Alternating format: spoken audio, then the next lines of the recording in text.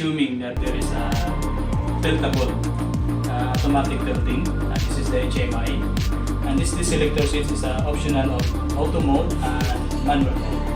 If I choose the selector switch as auto mode, that's the time I press this HMI at start. If I press the start, this is the indicator that is auto mode.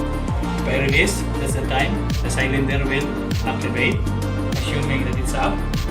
Then the time that the cylinder will extend and reaching the sensor, as assuming as a read switch, the output solenoid will be shut off. Now it's off. Then there is a time, 5 seconds, and after 5 seconds, the solenoid will on the down. The sense the HMI is down. And at the time, the cylinder will down gradually and reaching the sensor of the read switch maximum down, it will shut off. And I will close also this one. I use the manual mode.